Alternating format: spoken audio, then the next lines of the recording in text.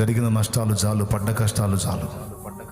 లోబడు, విధేయత చూపు. ఈ రాత్రి నా తండ్రి నీ జీవితంలో కార్యాలు చేయబోతున్నాడు. ఈ రాత్రి నా తండ్రి నిన్ను ఆయన రక్తం చేత కడిగి శుద్ధీకరించి ఒక నూతన క్రియ నీ ఎడల జరిగించబోతున్నాడు. ఆయన దేవుడు ఎప్పుడైనా అలాంటి పని చేయాలనుకున్నప్పుడు ముందు సరిచేస్తాడు. దేవుడు కృప ఇవ్వాలనుకున్నప్పుడు ముందు లోపాలెత్తి సరిచేస్తాడు, దిద్దుకోమంటాడు. దిద్దుకుంటే అప్పుడు పిడికిలి విప్పుతాడు.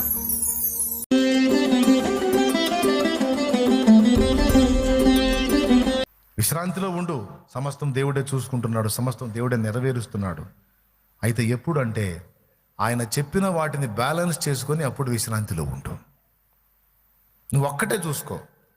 నాన్న చెప్పినట్టు నేను జాగ్రత్త పడుతున్నానా, నాన్న చెప్పిన పద్ధతిలో చెప్పిన చిత్తములో నేను ఉన్నానా, దాన్ని దాటి వెళ్తే దెబ్బతింటా. అందులో నేను ప్రయాణం చేసినంత వరకు, ఆ చిత్తములో నేను ఉన్నంత వరకు ఇక నేను హాయిగా తరరే అనుకోవచ్చు. నువ్వు కూడా అనుకోవచ్చు. అది దాటి వెళ్తే నువ్వు ఇబ్బంది పడతావు. కానీ ఏం చేద్దాం, మనలో ఉన్న మూర్ఖత, దుష్ట స్వభావం శరీరంలో ఉంది కదా, అది చేస్తుంది. ఈరోజు దాన్ని గురించి మీ దృష్టికి తేవాలని నేను ప్రేరేపించబడ్డాను పరిశుద్ధాత్మ ద్వారా. దేవునికి మహిమ కలుగును గాక. మీకు ఎగ్జాంపుల్గా ఒక పర్సన్ చూపిస్తాను బైబిల్లో. సౌలు. ఇశ్రాయేలీయులు మాకు రాజు కావాలని కోరుకున్నప్పుడు, వినండిగా, ఒకసారి పక్కన వాళ్ళని చూడండి, చిన్నగా వెళ్తుంటారు. పక్కన వాళ్ళు చూడండి, చేతులు కలపండి, వందనాలు చెప్పండి. రైట్. ఇప్పుడు నాకు వెళ్ళి చూడండి. ఇశ్రాయేలీయులు మాకు రాజు కావాలన్నప్పుడు దేవుడు సమూయేలు ద్వారా సౌలుని ఎంపిక చేస్తాడు. సౌలుని, ఈ సౌలు అనేవాడు ఇశ్రాయేలీయులకు రాజు అవుతాడు, మొదటి రాజు. ఇతని విషయంలో కూడా దేవుడు భలే జోక్యం చేసుకుంటాడు, చాలా కార్యాలు చేస్తాడు. దేవుడు చేసి ఓ పొజిషన్ తెస్తాడు. ఇతన్ని తెచ్చి జాగ్రత్తగా నా ప్రజలు లేని నాయన, నీకు గైడెన్స్ ఇవ్వడానికి నా ప్రవక్తను ఏర్పాటు చేశా, నాయకుడిని ఏర్పాటు చేశా, సమూయేలుని. నా వాక్కు డైరెక్ట్గా నీకు అందదు, ఆయన వైపు నుంచి అందుతుంది. ఓకే, నా వాక్కు, నా చిత్తము నీకు తెలియటానికి, ఇదిగో నిన్ను సిద్ధపరిచి అభిషేకించినప్పుడు ఎవరిని వాడుకున్నానో, ఇక కంటిన్యూగా నువ్వు చేయాల్సినటువంటి ప్రయాణంలో కీలకమైన ఘట్టాల్లో ఆయన వైపు నుంచి నీకు గైడెన్స్ అందుతుంది, హెచ్చరిక దొరుకుతుంది, సలహా దొరుకుతుంది, ఆలోచన దొరుకుతుంది. అది అందుకొని నువ్వు ప్రయాణం చేయి. అది దేవుని మాట. ఆరంభం బాగుంది, ఆరంభం సూపరం, ప్రతిదానికి ఆయనే. దైవజనుడా, నేను తగినవాడిని కాదు, యోగ్యత లేదు అని సామానులో దాక్కున్నాడు. పోయి ఉండటానికి ఇశ్రాయేలు అందరి మీద అడుగెత్తున్నాడు. అంటే ఇశ్రాయేలు 6 అడుగులు అయితే సౌలు అనేవాడు 7 అడుగులు ఉన్నాడు. టేప్ పెట్టుకోవాలి, ఇంచుమించు 7 అడుగుల హైట్ సౌలు. 6 అడుగులే ఎత్తు అనుకుంటే 7 అందరికాడికి నిలబడ్డాడంటే జనంలో ఎత్తు కనపడతాడు, అడుగు కనపడతాడు. అడుగు ఎత్తున్నోడు అందరికంటే పోయి సామానులో దాక్కున్నాడు, నేను తగను అని. బా, ఎంత దీనత్వం. సమూయేలు పట్టుకొస్తాడు. దేవుడు కోరుకున్నాడు, రారా నాయన, నువ్వు ఇశ్రాయేలుని ఏలాలి, నువ్వు రాజువి అని అందరి ముందు ఆయన ప్రతిష్ఠ చేసి అభిషేకించి రాజ్యాంగ రచన కూడా చేసి పరిపాలన విధానాన్ని రాసి అప్పచెప్పి ఈ పద్ధతిలో నువ్వు వెళ్ళాలి నాన్న అని చెప్పాడు. ఎవరు? సమూయేలు. సమూయేలుకి ఎవరు చెప్పారు? పెద్దగా. అసలు ఆయన ఏమనుకున్నాడంటే, పెద్ద ఆయన పైన ఇశ్రాయేలు జనాంగం మీద శాశ్వత కాలము ఇతని వంశమునే రాజులుగా నియమిద్దాము అనుకున్నాడు. అది ఉద్దేశం. నాకేం తెలుసు, దేవుడే చెప్పాడు. పర్మనెంట్గా నిన్ను రాజుని చేసేద్దాం, తర్వాత నీ బిడ్డని, తర్వాత వాడి బిడ్డని, తర్వాత వాడి బిడ్డని, అట్లా టోటల్గా ఇశ్రాయేల్ జనాంగం మొత్తానికి నీ వంశమునే రాజులుగా ఫిక్స్ చేశాననేది దేవుని ఆలోచన. దేవుడు ఏమనుకున్నాడో, దేవుని ఉద్దేశం ఏంటో, దేవుని ఆలోచన ఏంటో పసిగట్టలా, గుర్తించలా, పట్టించుకోవాలా. ఆ స్టార్టింగ్లో ఏం లోబడ్డాడు. ఇక తర్వాత ఆ నడిపింపుని నిర్లక్ష్యం చేశాడు. దట్ ఈజ్ దరిద్రం. దేవునికి స్తోత్రం. దేన్ని నిర్లక్ష్యం చేశాడు? ఆ నడిపింపుని నిర్లక్ష్యం చేశాడు. ఎటువైపు నుంచి దైవ వాక్కు దొరుకుతుందో, ఏ వాక్కును బట్టి రాజయ్యాడో, ఏ వాక్కును బట్టి ప్రజలు నేలేవాడయ్యాడో, ఏ వాక్కును బట్టి ప్రజలు అతన్ని గౌరవించారో ఆ వాక్కును నిర్లక్ష్యం చేశాడు. ఆయనకి ఇవ్వవలసినటువంటి గౌరవాన్ని ఇవ్వకుండా తన హృదయములో అతన్ని తృణీకరించాడు. ఇతని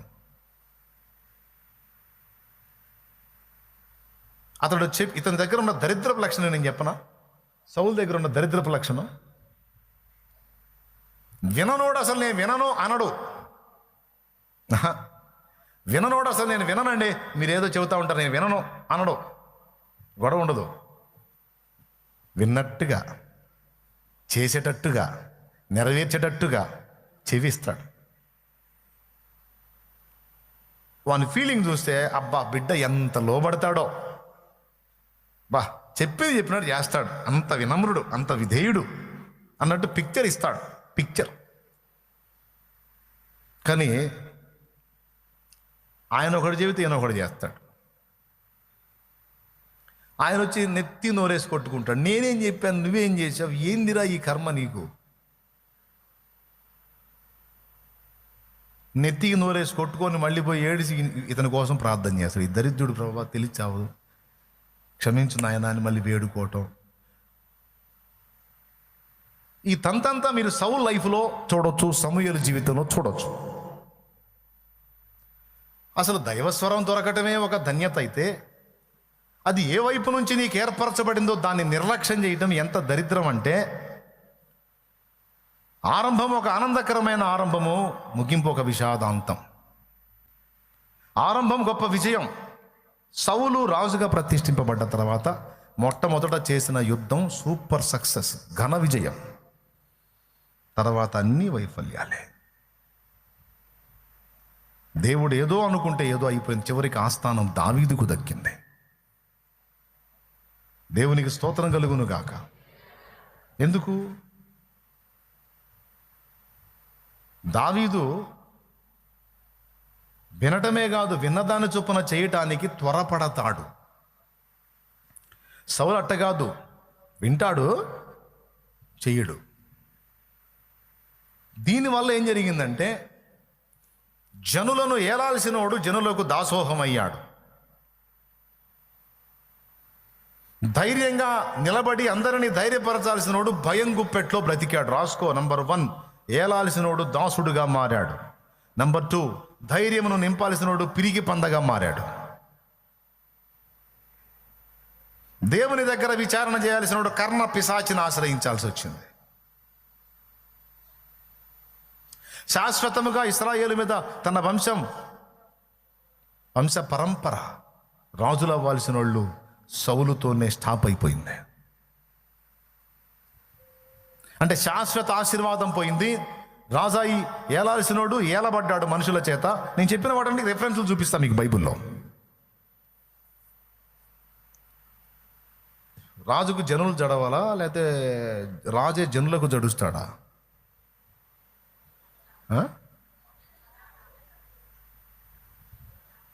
దైవ వాక్కును తిరస్కరించి, దేవుని వాక్కును తృణీకరించి, నేర్చుకోవటం మానేసి, ఆయన చెప్పేది ఏంది, ఆయన చెప్పాడు, అప్పుడేదో అయిపోయింది, రాజుగా ప్రతిష్ఠ చేశాడు, ఇంకేంది నాకు తెలియదు అయింది ఏం చేయాలో అని సమూయేలు రాకముందు ఈయన సొంతంగా బలివ్వటం మొదలుపెట్టాడు. 1, 2, అమాలేకులను హతము చెయ్యని ఆజ్ఞ ఇస్తే జనాలు కోరుకున్నారని క్రొవ్విన వాటిని, శపితమైన వాటిలో క్రొవ్విన వాటిని తెచ్చుకున్నాడు. ఏందిరా ఈ పని అని ఆయనకు అద్దిస్తే ఆయన గొంగళి దుప్పటి, ప్రవక్త మీద ఉండే దుప్పటి పట్టుకొని లాగితే పర్రమని చినిగింది. ఎంత రెక్లెస్, ఎంత తృణీకార భావం. ఇవన్నీ సౌలు జీవితంలో జరిగిన. ఇంటికి పోయి ధ్యానించండి. ఏ వాక్కును బట్టి కృప పొందావో ఆ వాక్కును తృణీకరించుట ద్వారా కృప పోగొట్టుకొని ఏదో అవ్వాల్సిన వాడివి ఏదో అయ్యావు. ఏనుగు అయిద్దిరా అంటే పీనుగు అయినట్టు అయింది బతుకు. స్తోత్రం. బ్రదర్స్ లైన్లో ఉన్నారా? ఎంతమంది లైన్లో ఉన్నారు? 2 చేతులు చెప్పండి స్తోత్రం. వాక్కును తృణీకరించి భ్రష్టు పట్టిన వాడు ఒకడైతే, వాక్కును గౌరవించి గయ్యుకొని ధన్యుడైన వాడు రెండోవాడు దావీదు. ఇప్పుడు దావీదు అని పేరు పెట్టుకున్నారు కొంతమంది, కానీ దావీదుకున్న విధేయత వెళ్ళకలేదు. కొంతమంది దావీదులు ఉన్నారు. ఇక్కడ కూర్చున్న వాళ్ళు కూడా దావీదులు ఉంటారు. దావీదని పేరు పొందగానే సరికాదు నాన్న, నేను బాప్తీసం ఇచ్చి దావీదని పేరు పెడతాను. దావీదని పేరు ఉంటే సరికాదు నాన్న. దావీదు లైఫ్ ఉండాలి, దావీదు విధేయత ఉండాలి. దావీదు గొప్పతనం ఏంటో తెలుసా? దేవుడు నియమించిన ప్రవక్తలను గౌరవించాడు. సౌలు దరిద్రం ఏందో తెలుసా? దేవుడు నియమించినటువంటి ప్రవక్తను తృణీకరించాడు, దైవవాక్కును నిర్లక్ష్యం చేశాడు. దేవుని గ్రంథంలో ఒక మాట ఉంది, లూకాసు వార్త ఒకసారి తీయండి, ఒక మాట చూపిస్తాను ముగింపులో. లూకాసు వార్త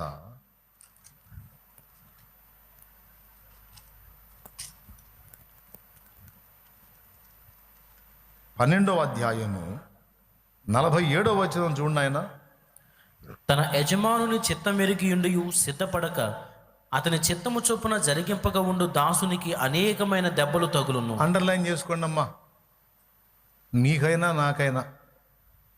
తన యజమానుని చిత్తం ఎరిగి ఉండియు సిద్ధపడక అతని చిత్తము చొప్పున జరిగింపక ఉండు దాసునికి అనేకమైన దెబ్బలు తగులును. మనకు తగిలే దెబ్బలు అనుభవాల కోసం మాత్రమే కాదు, దుష్టత్వాన్ని దుళ్ళగొట్టడానికి అని చెప్పే కదా. ఆ దుష్టత్వం ఏంటంటే చిత్తమును తిరస్కరించుట, తృణీకరించుట. ఇట్లాంటి పైత్యం పోవాలనుకో దెబ్బలు తప్పవు. సౌలు దరిద్రం అయితే ఒక పక్క పచ్చడి కింద తంతన్నా సరే సిగ్గురాల. దావీదుకైతే ఒక్కటే దెబ్బ లైన్లోకి వచ్చాడు. దావీదు లైఫ్ని అబ్జర్వ్ చేయండి మీరు, ఒక్కటే దెబ్బ లైన్లోకి వచ్చాడు. సౌలుని దారి పొడుగుతా దన్నినా సరే లోబడలా. దేవుడు కృపనివ్వటం, మళ్ళా ఛాన్స్ ఇవ్వటం, తృణీకరించటం. చివరికి ఏ గతి పట్టాడంటే తన కత్తి మీద తనే పడి ప్రాణం వదిలే పరిస్థితికి వచ్చాడు. అంటే తనను తాను చంపుకునే పరిస్థితి, ఆ ఓటమి భరించలేక. ఏదైనా దైవజనులు, విశ్వాసులు, సేవకులు, పరిచారకులు అందరూ దావీదులు ఉన్నారా మీలో? దావీదు లాంటి విధేయత ఉందో లేదో పరిశీలించుకోండి. పేరుకు దావీదుగా ఉండి లోపల సౌలు ఉండకూడదు. సౌలు ఉంటే దండాలు పెట్టుకుంటే బతకాల్సి వచ్చింది లోపల. వెలుపట దావీదే, లోపట కూడా దావీదు ఉంటే దావీదు ఎక్కడ కూడా ప్రజలకు దాసోహమైనట్టు లేదు, కానీ ప్రజలందరినీ చేతపట్టి దేవునికి దాసుల్ని చేశాడు. అంత పొదుపుగా కొట్టాల్సిన అవసరమే లేదులే, చాలా జాగ్రత్తగా చాలా పొదుపుగా కొట్టారు.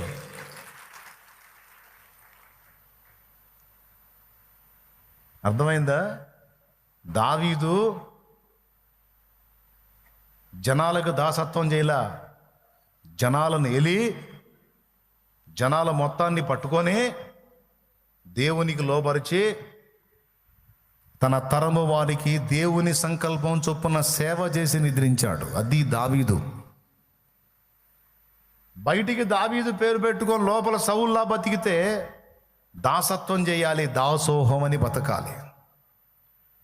సంతానానికి వచ్చే దీవెన కూడా పోయిద్ది.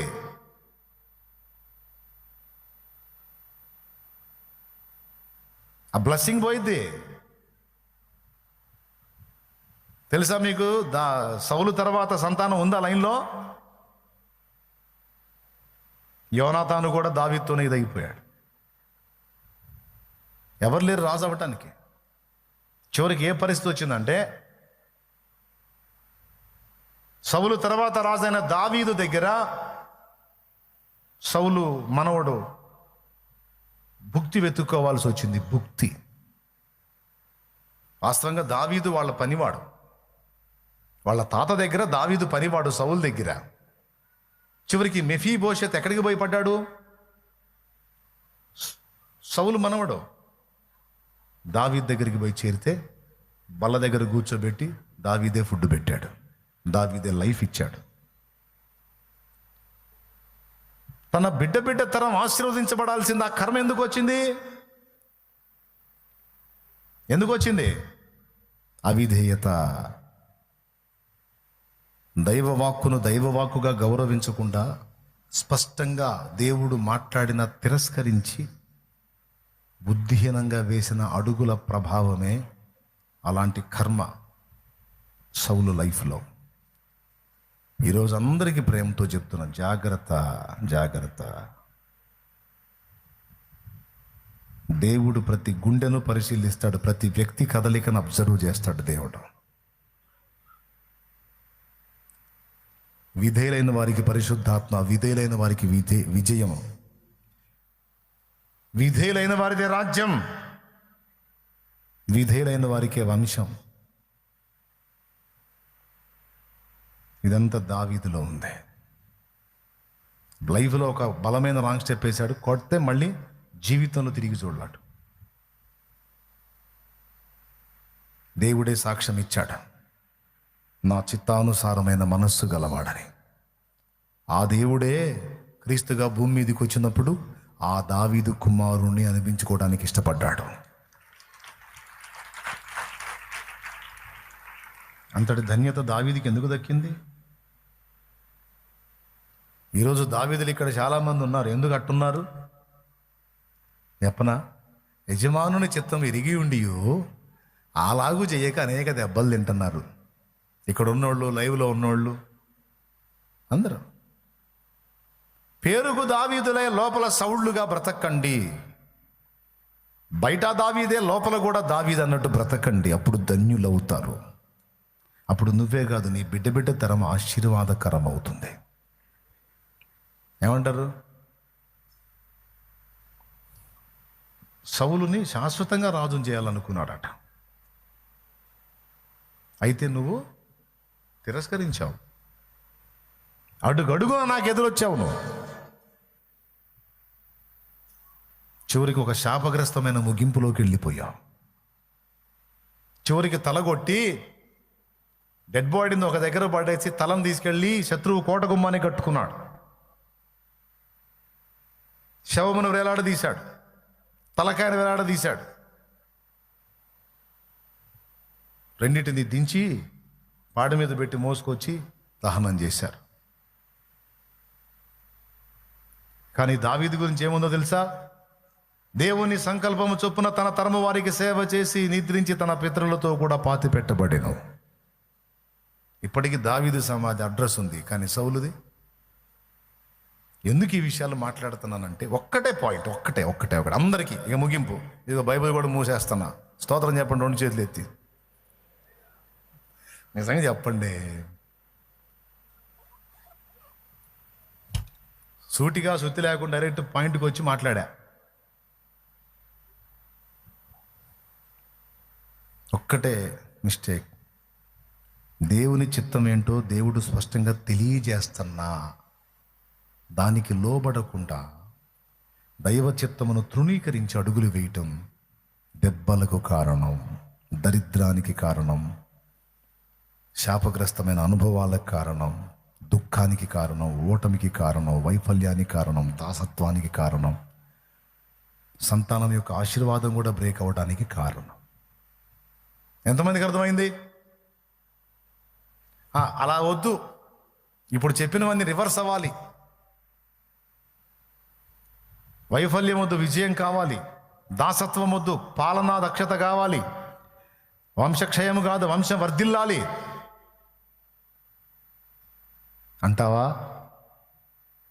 అట్లయితే రా, దావీదు అనుభవంలోనికి రా.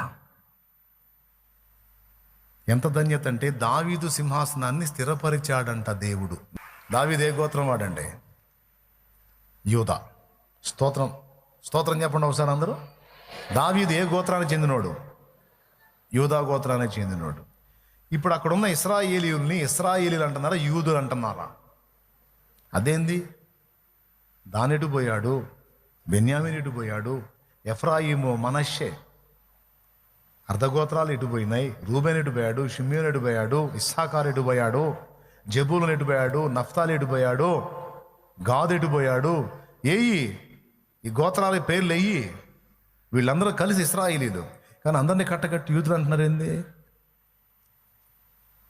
అన్ని గోత్రాలు మరుగైపోయి యోధా గోత్రం హైలైట్ అయింది. ఆ యూదా గోత్రంలోంచి వచ్చిన రాజు ఎవరు? సౌలేమో బెన్యామీను గోత్రీకుడు. యూదా గోత్రపు రాజు దావీదు. ఇప్పుడు అక్కడ ఉన్న వాళ్ళని యూదులు అంటున్నాం. యూదులు అంటే వాళ్ళ గోత్రాలు వేరు ఉంటాయి, కానీ అందరినీ కట్టగట్టి యూదులు. చూడండి ఒక్క యూదా ఎంత హైలైట్ అయ్యాడు. యూదా గోత్రం. యేసయ్య కూడా యూదా. వదిలే, పాటలు ఎక్కువ అవుతున్నాయి. ఏమండి? ఆయన ఎంత కృప పొందాడు దావీదు. కారణం విధేయత. ముక్కు మీద వేలుంచి, దావీదు నువ్వే ఆ మనుషుడు అంటే,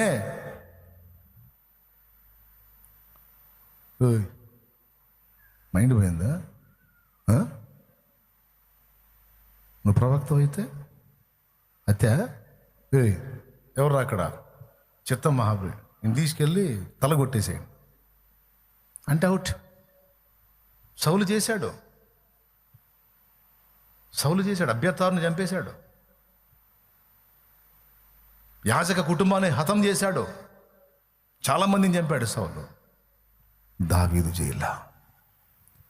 దావీదు గొర్రెలు కాసే స్థితిలో ఉన్న నిన్ను తీసుకొచ్చి రాజును చేసి, నీ శత్రువుల భార్యని నీ కౌగిటికి ఇచ్చి, నీకేది తక్కువ కాకుండా చేశాడు నా ప్రభు. ఇన్ని ఎరిగి, ఇన్ని తెలిసి, ఇన్ని అనుభవించి ఒక నిరపరాధి రక్తాన్ని చిందిస్తావా? నీ పొరుగు వాని భార్యను, వాన్ని హతం చేసి స్వాధీనం చేసుకుంటావా? ఎవడు వాడు అని లేచావే. దావీదు నువ్వే ఆ మనుషుడివి అంటే ఒక్క మాటల్లో ప్రవక్తనే ఎదురు చెప్పలా. విధేయత చూపిన వాడి పరిగెత్తుకుంటూ వెళ్ళి దేవుని సముఖంలో పడి గోడు నేర్చాడు.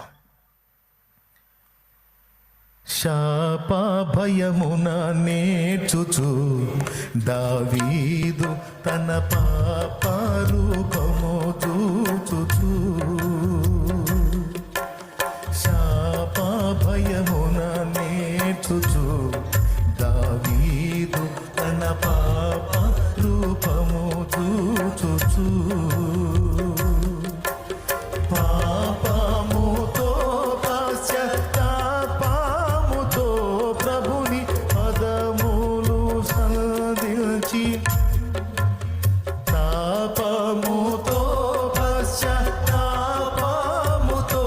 ప్రభుని తాకుగురగని క్షమాపణను దీనా ఏడ్చాడండి. అయ్యో దేవా దేవా దేవా దేవా, నేను ఎంత దౌర్భాగ్యుని దేవా. నా జీవితంలో మాయని మచ్చ తెచ్చుకున్నాను కదా ప్రభువా. ప్రవక్త నాకు చెప్పి గద్దించిందాక నాకు సిగ్గు తెలియకపోయినే. ఇంత ఘోరమైన పాపం నీ దావీదు చేయటం ఏందయ్యా? ఇంత ఘోరమైన నీచమైన పని నీ దావీదు.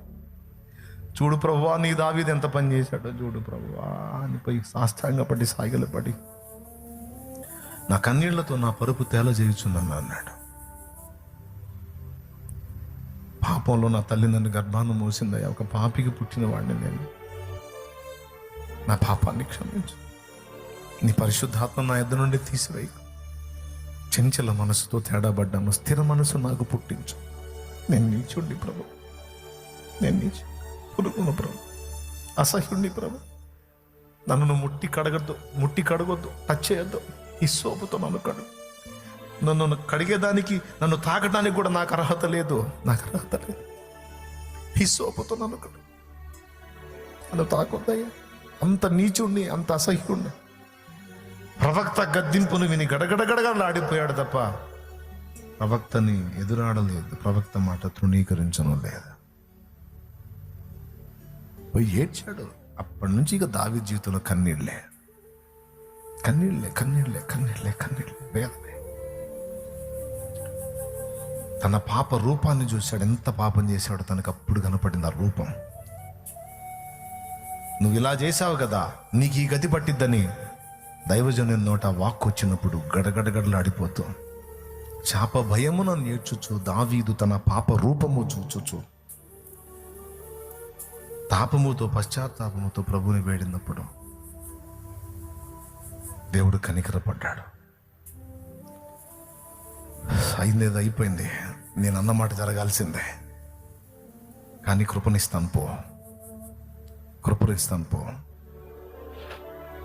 నువ్వు అడిగావుగా పరిశుద్ధాత్మను తీసేయొద్దని, తీయను పో. సౌలుకు ఎడం చేసినట్టు నా కృపను నీకు ఎడం చేయను, నీ సంతతికి ఎడం చేయను. నువ్వు తప్పు చేసినా, నీ బిడ్డలు తప్పు చేసినా బెత్తంతో శిక్షించినట్టు శిక్షిస్తాను, కానీ శాశ్వతంగా కృపను దూరం చేయను. దావీదు ఓ, దావీదు కన్నీళ్లు చూసి కదిలిపోయాడు. పశ్చాత్తాపంతో దేవా నా విధేయతలు క్షమించు, నాకు ఇవి న్యాయమే. ఆ మాటలన్నీ చెప్తాడు 51వ కీర్తనలో. తీర్పు తీర్చున్నప్పుడు నీవు నిర్మలుడుగా కనపడతావు దేవా, నువ్వు చేసేది న్యాయమే దేవా. నువ్వు నన్ను ఇలాగా ఈ గతి పట్టిస్తానంటే 100% రైటే అది, ఎందుకంటే అందుకు తగిన తప్పు నా వల్ల జరిగింది. మరో చోట కూడా అట్లనే దావీదు అంటాడు, నా మీదికే రాయ్యా, నా ప్రాణం తీసుకోయ్యా, ప్రజల్ని ఇబ్బంది పెట్టొద్దయ్యా అంటాడు. బిడ్డలారా వద్దామా దేవుని పాదాల దగ్గరికి, రండి మోకాళ్ళ మీదకి, ఒప్పుకోండి మీ అవిధేయతల్ని. దైవజనాంగం విశ్వాసగాను రండి మోకాళ్ళ మీదకి రండి. ఎక్కడెక్కడ దేవుని వాక్కు తృణీకరించి, ఎక్కడ నిర్లక్ష్యం చేసావు, ఎక్కడ అడుగులు జారుతున్నావు, రాజువై ఏలాల్సినవి దాసుడుగా దండాలు పెట్టుకుంటూ బతుకుతున్నావేమో చూసుకో. యోధా గోత్రపు సింహములాగా గర్జించాల్సిన వాడివి పిల్లిలాగా దడుచుకుంటూ బతుకుతున్నావేమో చూసుకో. దేవుడు కృపతో ఇచ్చిన దైవ స్వరాన్ని కేవలం నీ బద్ధకంతో నిర్లక్ష్యంతో తృణీకరిస్తున్నావేమో చూసుకో. జరిగిన నష్టాలు చాలు, పడ్డ కష్టాలు చాలు, లోబడు, విధేయత చూపు. ఈ రాత్రి నా తండ్రి నీ జీవితంలో కార్యాలు చేయబోతున్నాడు. ఈ రాత్రి నా తండ్రి నిన్ను ఆయన రక్తం చేత కడిగి శుద్ధీకరించి ఒక నూతన క్రియ నీ ఎడల జరిగించబోతున్నాడు. ఆయన దేవుడు ఎప్పుడైనా అలాంటి పని చేయాలనుకున్నప్పుడు ముందు సరిచేస్తాడు. దేవుడు కృప ఇవ్వాలనుకున్నప్పుడు ముందు లోపాలెత్తి సరిచేస్తాడు, దిద్దుకోమంటాడు. దిద్దుకుంటే అప్పుడు పిడికిలి విప్పుతాడు. దావీదు ఆ శాపం పొందిన దావీదే, ఆ ఇబ్బంది పడ్డ దావీదే, ఆ ఏడ్చి మొత్తుకున్న దావీదే ఎంత కృప పొందాడంటే, దావీదు కుమారుడా నన్ను దాటిపోకయ్యా, నజరేతువాడా నన్ను విడిచిపోకయ్యా.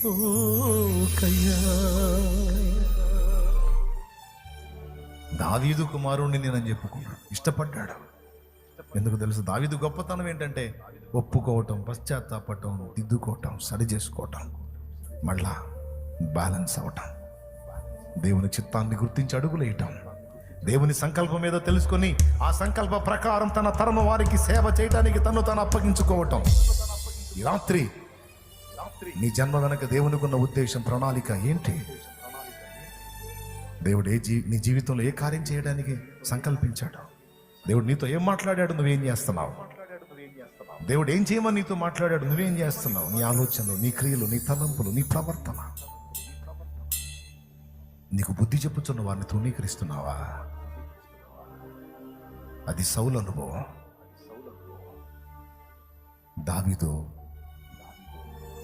దావీదును గద్దించినటువంటి దైవజనుణ్ణి నాతాను ప్రవక్తను ఒక్క మాట అనలేదు. దేవుని పాదాలు పట్టుకుని ఏడవటం మొదలుపెట్టాడు. ఈ రాత్రి నీ కన్నీళ్లు దేవుని సన్నిధిలో కనపడని.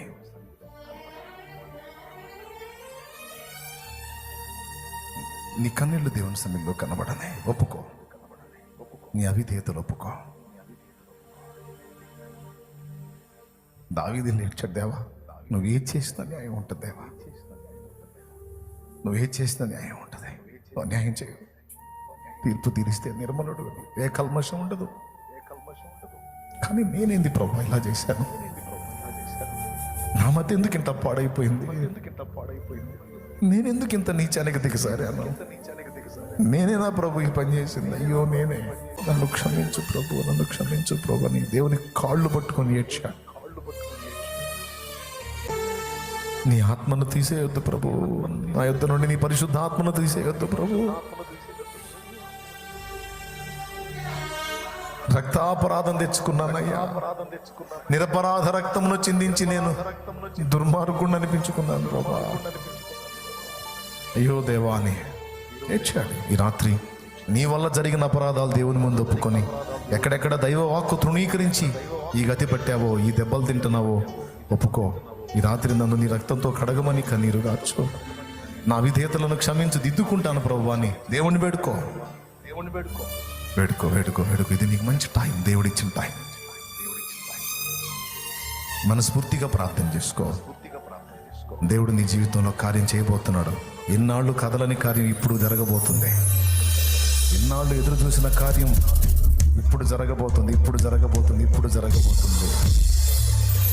కన్నీరు గార్చు, ఎలుగెత్తి ఎలుగెత్తి, దేవా నీకు స్తోత్రము, నాతో మాట్లాడినందుకు నీకు స్తోత్రము, జీవితాన్ని బ్రతుకు రహస్యాన్ని నాకు పట్టబయలు చేసినందుకు నీకు స్తోత్రము, స్తోత్రము, స్తోత్రము, స్తోత్రము, స్తోత్రము, స్తోత్రం అంటూ కన్నీరు విడు నాయన, కన్నీరు విడు, కన్నీరు విడు. దేవుని పదాలు పట్టుకో. గుండెలోని వేదన కన్నుల జారెనే, చూసేవారికి హాస్యమాయనే.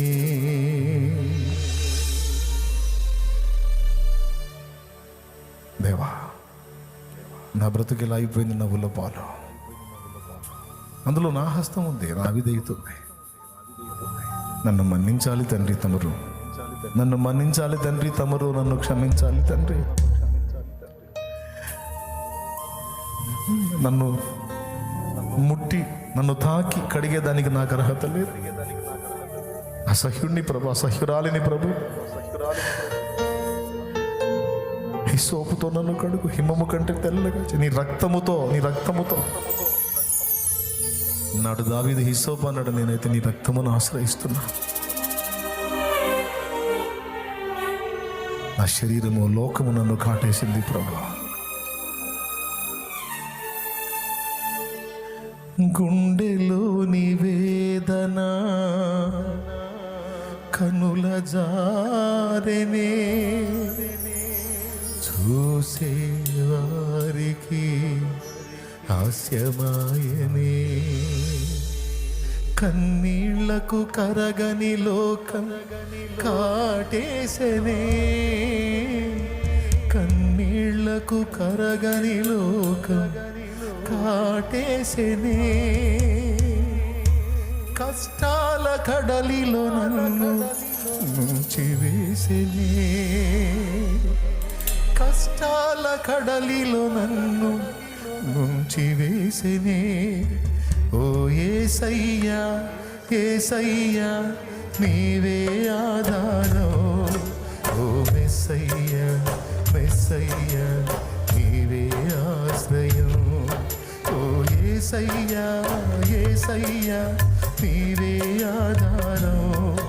ఓ మెస్సయ్యా, మెస్సయ్యా నీవే ఆశ్రయం.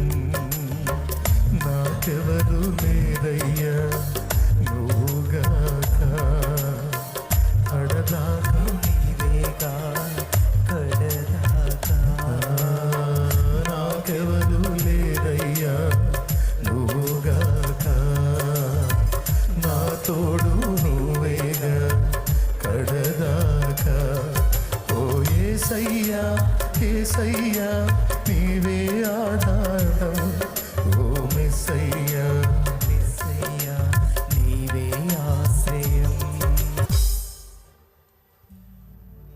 అడుగు.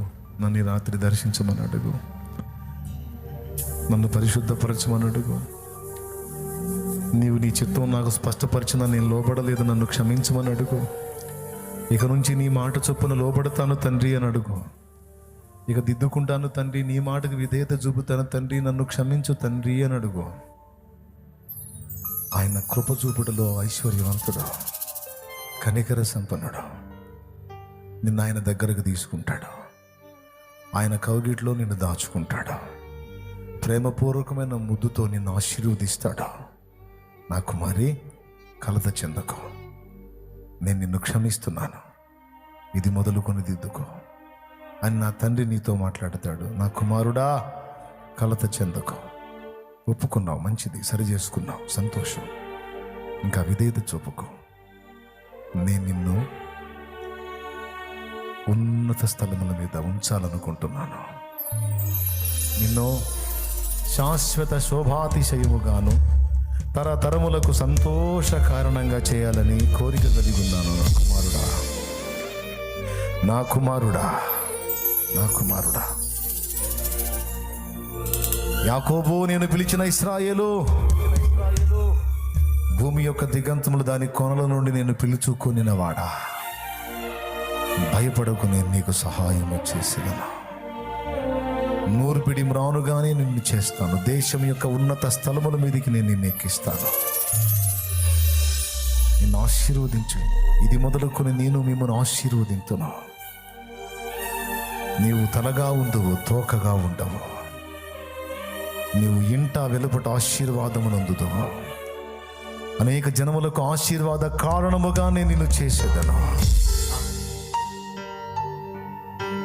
నీవు నా నామమును ఒప్పుకొంటివి గనుక నేను నిన్ను అంగీకరించి ఉన్నాను తండ్రి.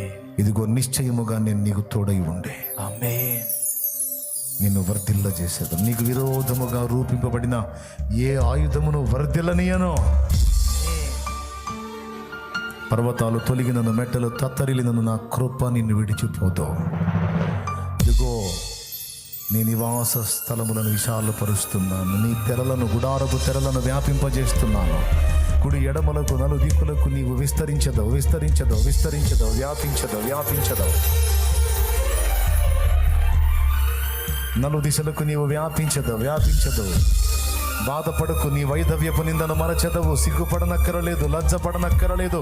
నిన్ను సృష్టించిన నేనే నీకు సమస్తమై ఉన్నాను. భర్తనై ఉన్నాను, నాయకుడై ఉన్నాను, యజమానైన రాజునై ఉన్నాను.